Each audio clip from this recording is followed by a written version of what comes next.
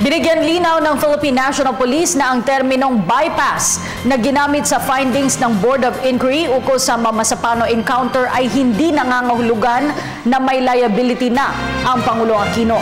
Ang detalye mula kay Alvin Baltazar. Meron kaming chain of command, although it will start from the Chief PNP pababa. Wala siyang mini-mention about the President. Ito yung internal chain of command of the Philippine National Police. Ito ang muling binigyan din ng pamunuan ng Philippine National Police sa gitna ng tila patuloy na kalituhan patungkol sa chain of command na ipinaiiral sa pambansang pulisya na ginigit naman ng ibang grupo na dapat ay kabilang ang Pangulo ng Bansa. Paglilinaw minsan pa ng PNP, hindi kasama ang Pangulo ng Bansa sa kanilang chain of command at bagkus ito'y nagsisimula sa Chief PNP pababa.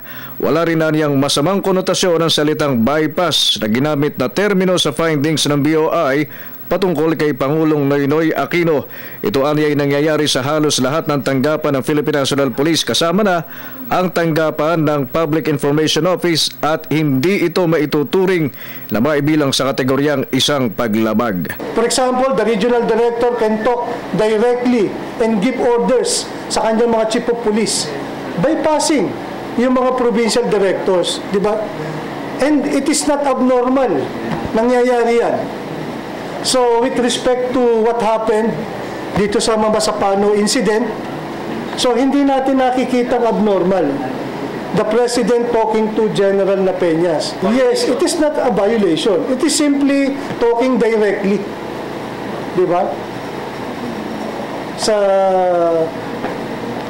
iyong subordinates. Muling binigyan din ng PNP na ang ginawa lang ng Pangulo ay ginamit ang kanyang prerogative na dumiretso na kay General Napeñas at hindi maikukonsiderang lapses ito sa hanay ng punong ehekutibo.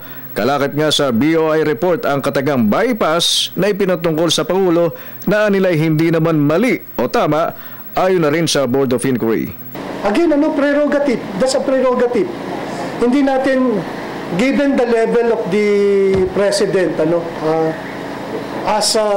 sabihin natin, pinuno or nangangasiwa sa lahat ng activities na nangyayari sa bansa natin. Para sa Telebisyon ng Bayan, Alvin Baltazar.